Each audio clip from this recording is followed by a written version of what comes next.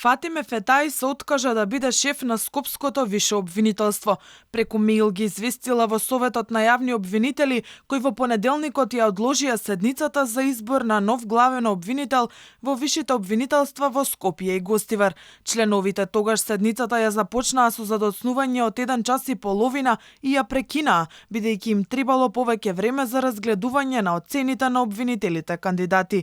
Но од Скопското висше сета документација имаа добиено 7 дена претходно, па ставот им беше дека сакаат изборот да биде на една седница. Иако Фетаи беше највисоко оцената со 25 бода, таа сака да го отстапи столчето или за обвинителот Бурим Рустеми или актуелниот шеф Мустафа Хајрулахи.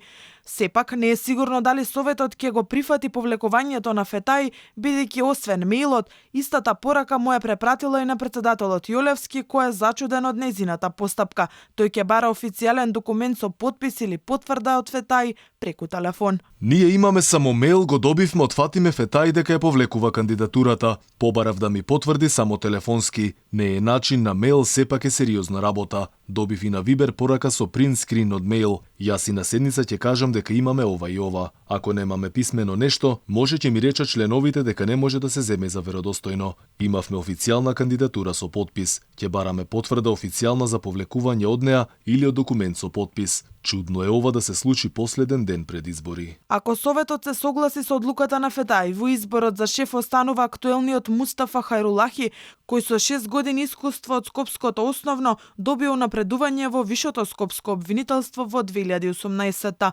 Токму за него се шпекулира дека ќе си ја задржи позицијата и ќе добие уште еден мандат. Во последните 4 години Хајрулахи јавноста речиси и не го виде, а беше споменуван кога се откри дека Вишото во Скопје го држеше предметот за првостепено осудените Ејуп Алими и Исмет Гури од ДУИ на казни затвор и од ноември 2020 година не го даваше на Скопска апелација. Вториот кандидат е висшиот обвинител Бурим Рустеми, кој беше дел од тимот на екс-шефицата на СЈО Катица Јанева. Рустеми ја водеше финансиската истрага за Поштанска банка, која е во фаза на судење, а за него во судските предмети ТНТ и Топлик во низа пати се бараше изземање со тврдење дека против него се води кривична постапка.